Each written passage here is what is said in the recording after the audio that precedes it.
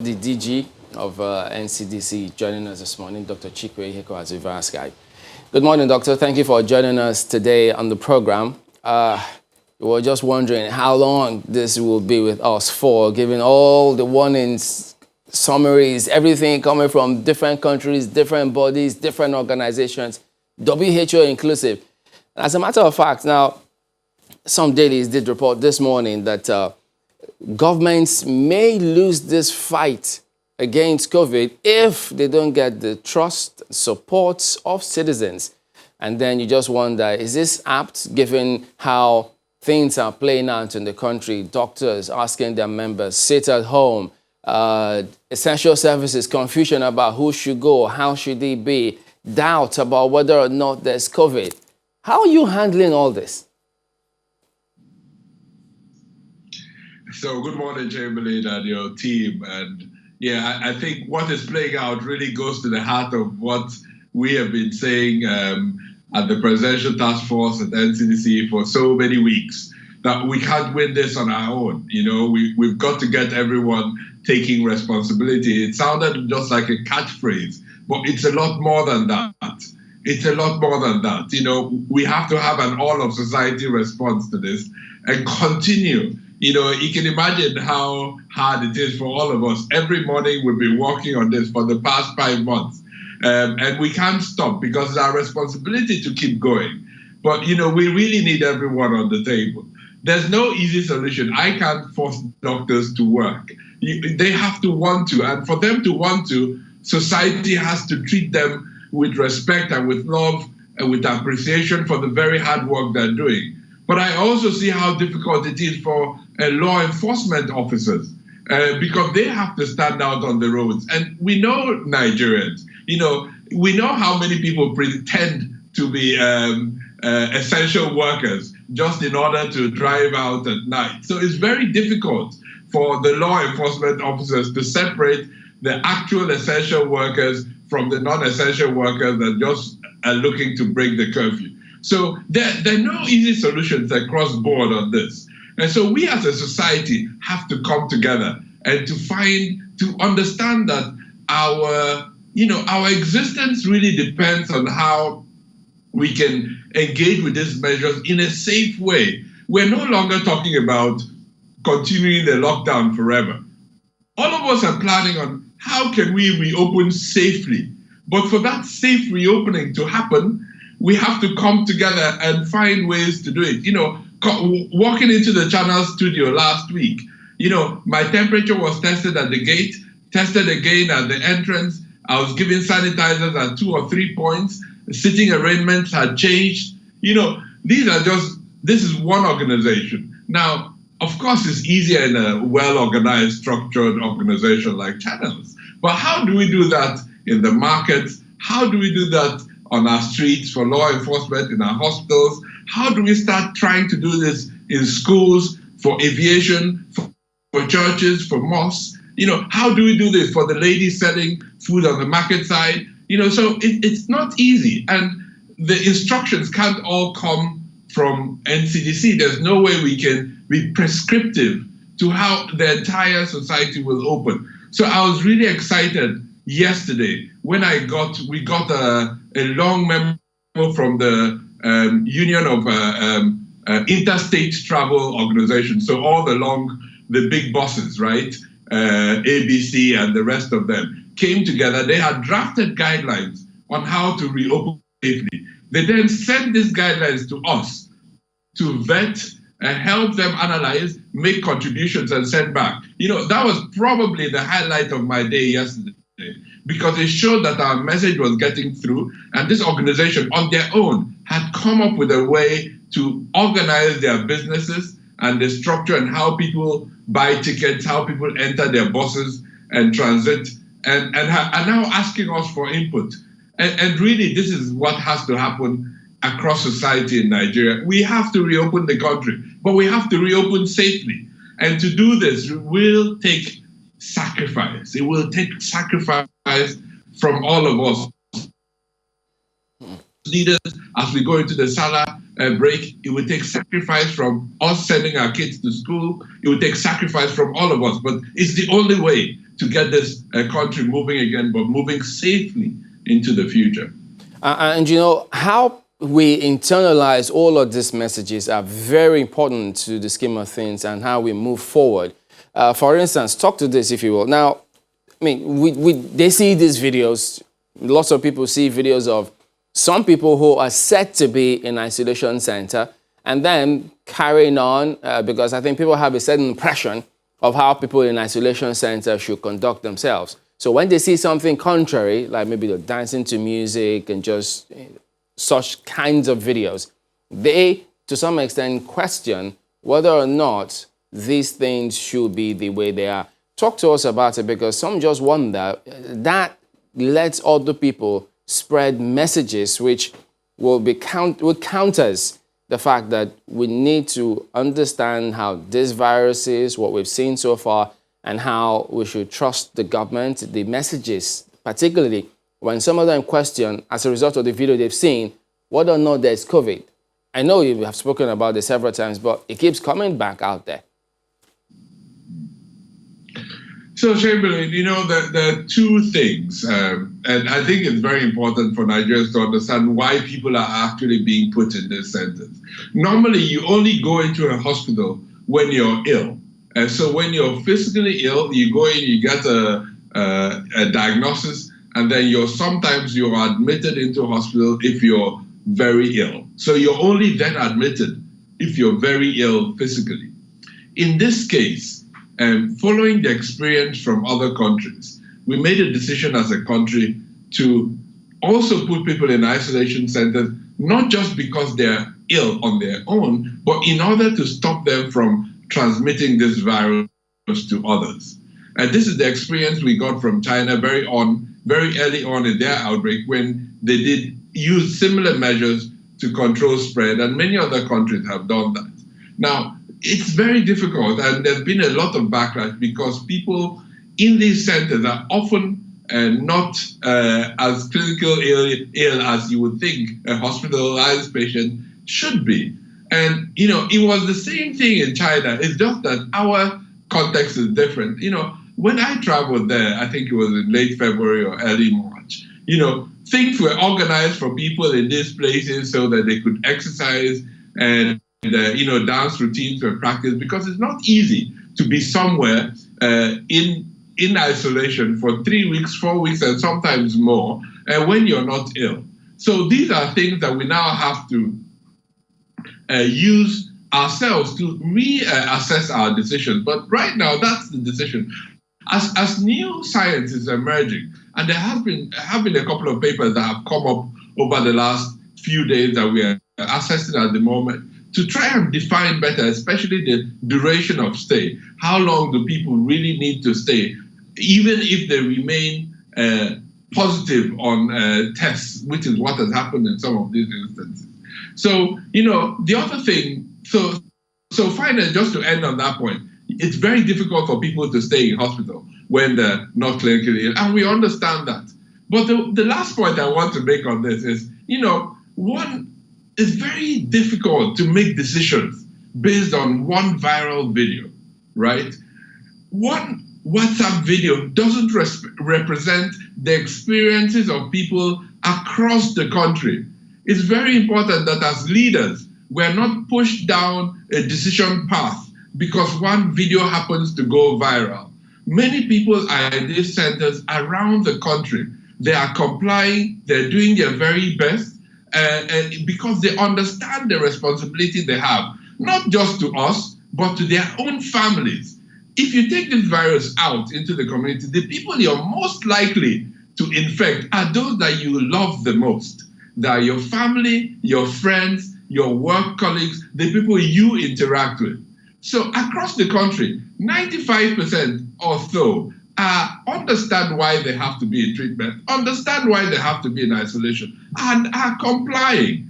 So I don't want us to be forced down a decision path because two people managed to do a great video that spreads virally. And that's the responsibility of leadership across the country.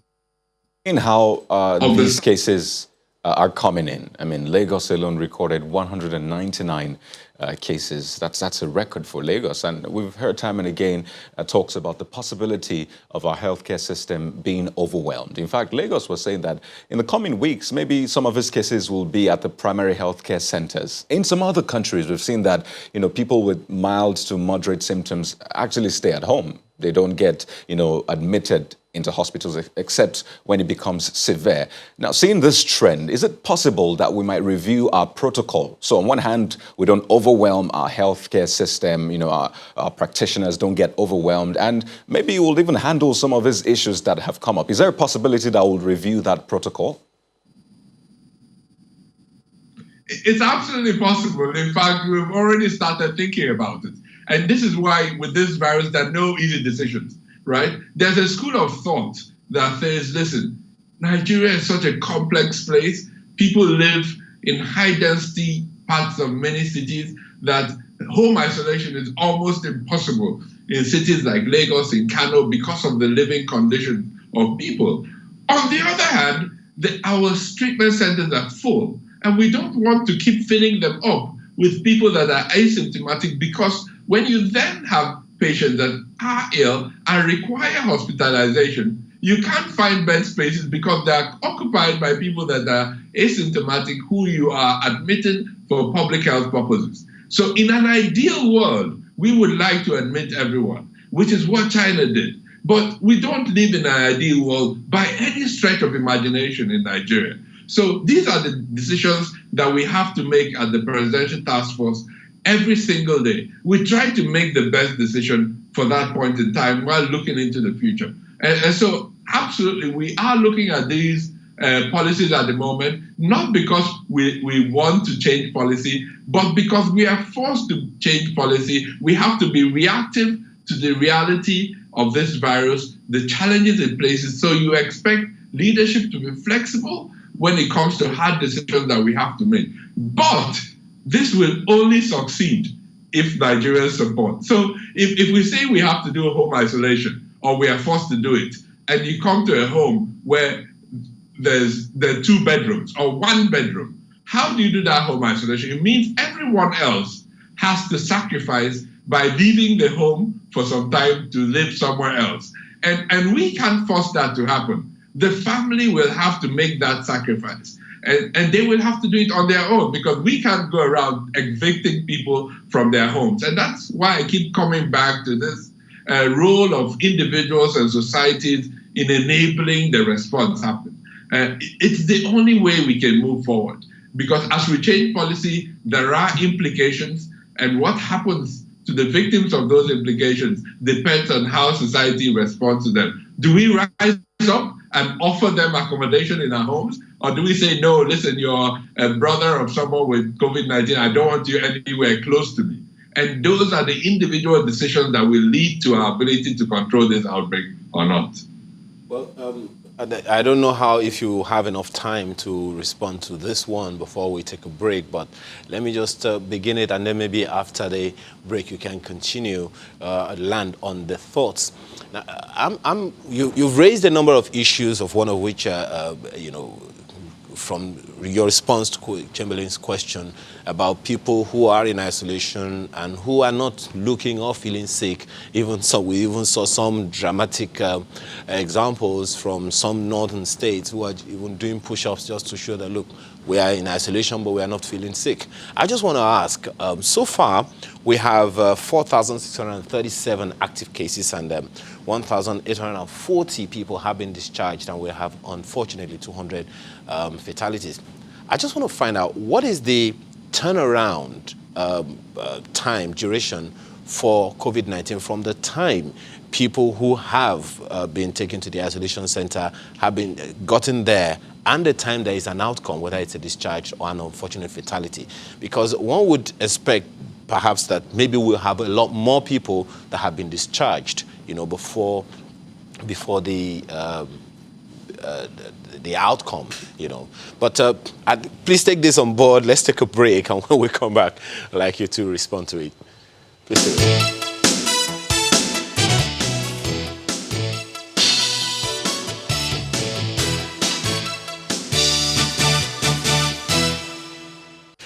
Thanks for staying with us. Dr. Ihekweazu, so we've had a situation where some people say, you know what, I only spent 10 days at the isolation center. Some said they only spent just about 2 weeks.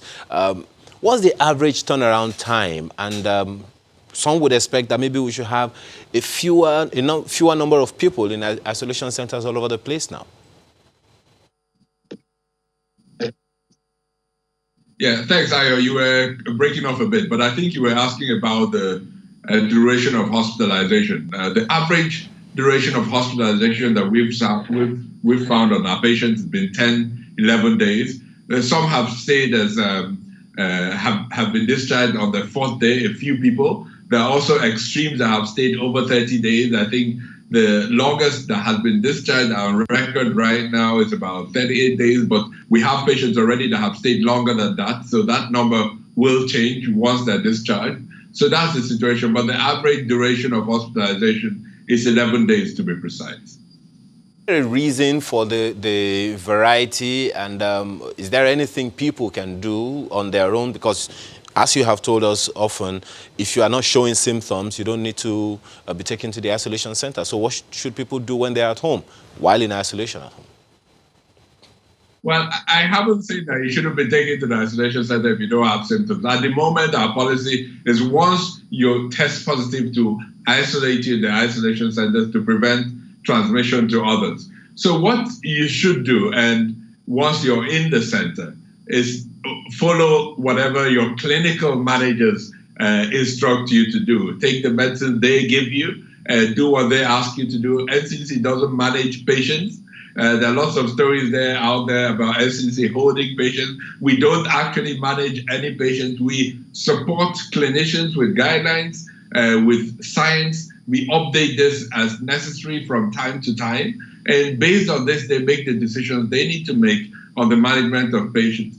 So the discharge criteria at the moment is a single negative test in Nigeria. We used to do 2 negative tests 48 hours apart, but because of challenges of bed space and capacity, we reduced that to a single negative test and then discharged the patient to another 1 week of home isolation so that we can just be sure that you're not shedding the virus. So that's the policy at the moment. As science evolves, as our understanding evolves, we might change this into the future. But for now, there are many reasons why people shed the virus or remain positive longer than others.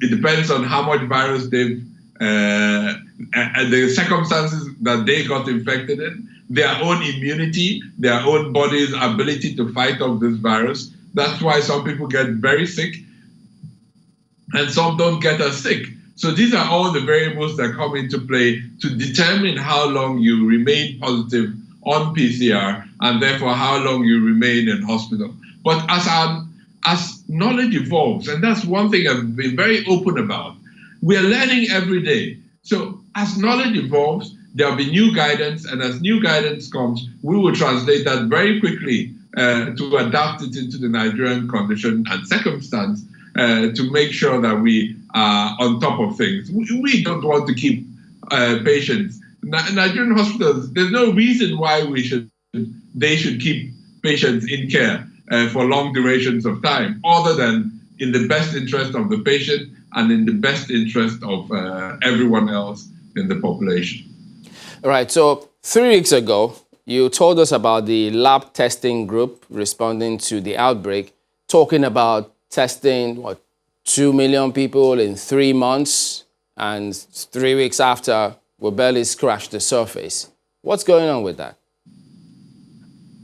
So, Chamberlain, right now, we're testing about 2,000 a day, plus minus. We're testing all the samples that come to the network of labs that we support. You know, remember the labs are across the country. In the National Reference Lab here in Abuja, no sample stays till the next day.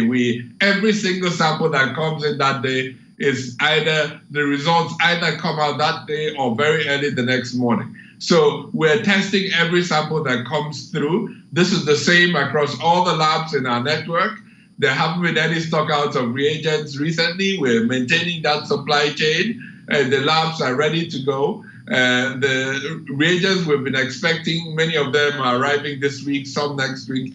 So right now, the challenge is on the states to collect more samples, send them to the labs, enable us to do the testing we need to do to inform the outbreak response across the country, while maintaining the case definition that we've offered.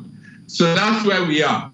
When I say we will test 2 million, what I mean precisely, the country will have the ability to test 2 million people in 3 months. What if that target is met depends on many parts of the chain. Who's collecting the sample, the appropriate collection, sending it to the labs. But in terms of the lab's capacity, we are ready to do a lot more. The lab is keen to go. They've organized themselves in shifts. They're working around the clock. So we're happy with the evolution of our laboratory capacity. We just need the rest of the system to work better to get in the samples from the right people into the labs to enable the testing happen. But, you know, looking at the figures, really, because you talk about the average daily now being 2,000, but as at May the 19th, 1,332 tests were conducted. A day before that, it was 916. A day before that, it was 1,375. The day before that, that's May the 16th, it was 1,028. So we'll see that over time, we've not even hit 1,500. Talk more of 2,000. And I know you've talked about logistics, some of the challenges you've had, and people have always pointed to, you know, our neighbor saying, how about we try pooling? So, you know, these challenges still remain. Obviously, we don't seem to be nearing that target of 1 million, 2 million in the next few months. So really, what are we expecting to change? What help do you need? Maybe I should put it that way. What help do you need right now? So the help we need is for people to collect the right samples from the right patients and get them to the labs through the system. Listen, we're testing every sample we get. So when you see that we've tested 1,200 samples, those are the samples we got on that day. So we're not going to manufacture samples in order to meet some fictitious target, right? The targets we've set for ourselves are in terms of the capacity that we have. But the actual throughput depends on the system, people collecting the samples from the right individuals. We've published the number of samples collected across every state in Nigeria. We've offered the country that data publicly on our website. So please, I think people should interrogate the parts of the system, the states that are not collecting the samples through which the diagnosis has been made. But on our side at NCDC, with the support of the entire federal government, our partners, our friends, the private sector, we continue to build up our test capacity. The pooling happening in Ghana, people need to understand what this pooling actually means. Pooling literally means you take samples from 10 people, you put them in one container, you test that container, and if it contains the virus, then you have to go back and retest the 10. But if it doesn't contain the virus, you can consider the 10 as having tested and come out negative. Now, pooling doesn't make any sense where there's established community transmission. So if you take our positivity rate at the moment in Lagos and Kano is over 15%, it's around 20%, 15 to 20%, depending on the day, of all samples we collect turn out to be positive. So it means that if we pool our samples together to test, in most cases, we will have to go back and retest the 10. So we've done all this analysis. It doesn't make sense in our context. Our responsibility and role is not to copy foolishly. It's to understand our context and do the right thing. So we continue to scale our test capacity. We've worked extremely hard. I mean, I give so much kudos to lab workers and lab scientists, microbiologists, virologists across the country that have worked, you know, I don't know how much to say, to build up their work, to make sure that we achieve the turnaround times that we need to. They've received a lot of criticism. They've risen up to this criticism and driven their response. So the labs are ready to test more. The labs are good to go. My challenge now is for the rest of the system to join us in this battle. But however, remember, my last point on this, testing is not a magic bullet. We have, right now, we need to accommodate the people that come out positive. We need to enforce and ensure that we're carrying out these non-pharmaceutical interventions so that we reduce transmission and reduce the number of cases that we are seeing. So testing is important, but I think there's an over-focus on testing because of the numbers that we publish. There's a lot of parts of this chain that need to work for us to get on top of this outbreak. And if we keep focusing on one part of that chain, we will miss the bigger picture. Our role is to limit transmission. We limit transmission by doing those basics that we keep preaching about every single day. And until we get those basics right, we will keep seeing cases, we'll find them, and the numbers will keep rising. So we need Nigerians to stand up and support us on this fight. Okay, two things. Some doctors say they'd like to get some clarification about this. They say recently they were under the impression that samples that Cross River State has sent to NCDC were, I think, about 10 sending to URA, which is their catchment, that is. But that they saw that the NCDC published 7. So they want to know what's going on about that particular 10 or 7.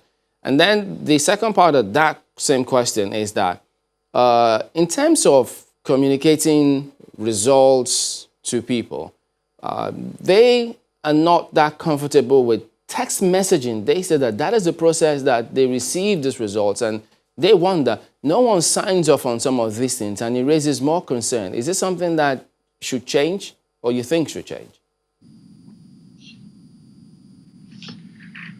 So, Chairman, thanks for that. You know, whether 10 have been tested or 7 really is an academic question. The question is, why should a state, since the beginning of the outbreak, if you're really serious in confirming or understanding the epidemiology or the incidence of this infection in your state, you can't have tested 10. Let's assume they've tested 10 people. And in every state in Nigeria has a population of 5 to 7 million, much more than many countries around the continent. So no matter how intensive your prevention measures are, no matter how intensively you've closed your borders, you're wearing masks, you're instituting other measures, you cannot know where you are if you don't measure. And this is not just for COVID-19.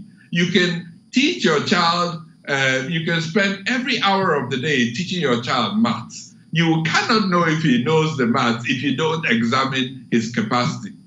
The same for every other endeavor in life.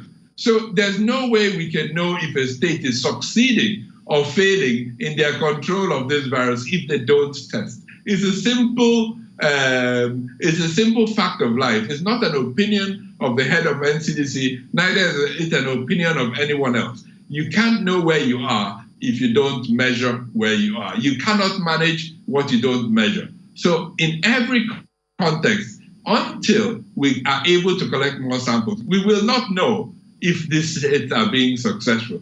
I want to celebrate the success of states that have managed to reduce or eliminate transmission. There's nothing that will bring me bigger joy to raise up a state as an exemplary state that managed to prevent the transmission of COVID-19 in that state. That will bring me the biggest advocacy tool I could wish for.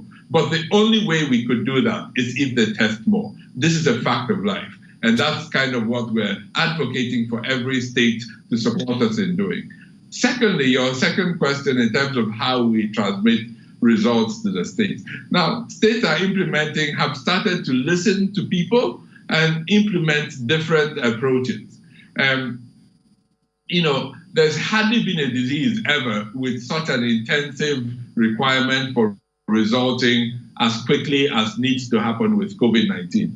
Our role here is to provide the state teams with those results. The states transmit those results. In some cases, they call every patient individually. In some cases, they're beginning now to print out those results and send it. But you know the difficulty with sending paper results. The postal system doesn't work optimally in Nigeria.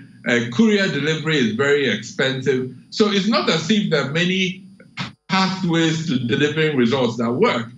Taking a picture of the result still means that you have to send it through a phone or through a smartphone. So the methods of sending by text messages is really a result of our reality, right? It's not that that is the ideal method. And people that have required a paper result will get one. So if you go back to your state team and ask for a result because you need it for whatever purpose, most states would offer that, but they're not at the moment able to print out results. Lagos confirmed 199 people yesterday, Chamberlain. So imagine printing out 199 results today, going around Lagos to the very difficult areas that you need to find. In most cases, they can't find the addresses that people offer because people are not often honest with their addresses for all sorts of reasons that I also understand. I live in Nigeria. So it's not that straightforward, printing out results and giving it to people. Not because the health sector doesn't want to do this, but because our society is limited in certain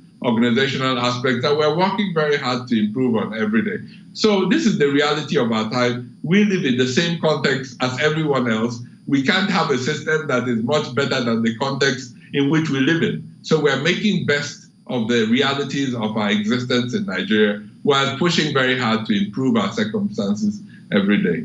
And now, as we wind down on this conversation, when you say it's hard to manage what you don't measure, and I mean, referring to states, I understand that a team from the Ministry of Health and the NCDC was in Cross River State. And I'd like to find out, what did they find? Especially because, I mean, there are issues about testing, the kind of approach and all that. So what did that team find, and how is that helping in your strategy overall?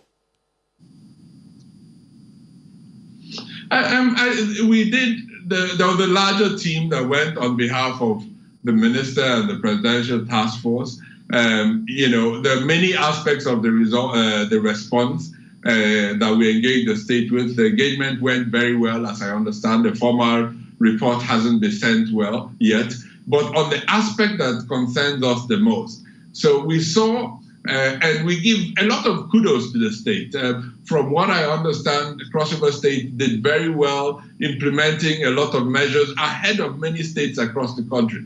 Kudos to them. They were aggressive in the use of masks ahead of many states. In fact, ahead of our own national guidelines. So a lot of kudos to them. So there are many aspects of this response that, I would stand up and say, listen, the government of Cross River has done extremely well. However, there's no way you can know how well you have done in the outcome that matters the most if you don't measure. This is so we are encouraging Cross River and any other state in Nigeria. The only way you can determine your success in managing this outbreak is if you collect more samples and send in those samples for testing. We will keep working on our side in terms of improving the access to laboratory capacity. We're planning now on how to support Cross River with the equipment and infrastructure for a lab locally using the Gene Expert platform. So we will keep pushing on what we need to do to support the states across the country to increase and improve their testing capacity. But the only way we can ultimately know if the measures they have put in place have been successful or not is if they collect more samples from appropriate people and send them to a lab to test. I'll give a lot of kudos to states like Gombe, for instance. Gombe doesn't have a lab. They've tested close to, I think, 800 samples. There are many states without a lab that have tested many people and demonstrated that they are transparent, they want to work to create visibility around the work they're doing. And yes, if they're positives, you manage the positives. If they're positives in your state, you can't hide them forever. They will eventually emerge. So let's keep working together as one country to find out where we are in this epidemic, to drive the improvements we need to drive across the country, so that we can ultimately bend the curve, as long as we don't have a vaccine, and when we have a vaccine, ultimately stop transmission across the country. All right, let me try and squeeze this in. Binto, we need to just go now. There are doctors hospitals, in fact, lots of people have also, they keep saying that some hospitals are not taking patients because first, they've heard, PTF saying, look, don't accept or don't take patients in and treat them for COVID if you've not been accredited or permitted or cleared to do that. So as a result of that, besides, some other hospitals say, look, we don't have any PPEs. So they're afraid to bring in patients who are not COVID patients because they say, we don't know if they have got COVID. So this is posing a challenge because some other persons can get treatment as a result of this. So is the PTF, are you aware of that? What is going on about? Is there any communication to hospitals to see how this can change so that other people can get treatment if they don't have COVID?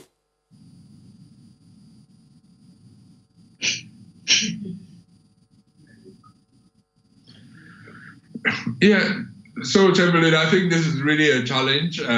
We do know there have been a lot of healthcare worker infections across the country. And so naturally, there's a lot of anxiety among doctors and nurses that manage these patients every day. So I can understand the anxiety in doctors among hospitals to admit patients that may have COVID-19, especially with the symptoms they display. So on the other hand, our responsibility as doctors is always to manage the patients that we see. We need to do that safely. There are different ways you can adapt practice in your hospital to be safe. We've advised the setting up of triage centers in front of hospitals so people can do a risk assessment for every patient. And if they are suspected to have COVID, quickly take a sample and send for testing, and triage those that are unlikely to have COVID to go into the traditional care pathways.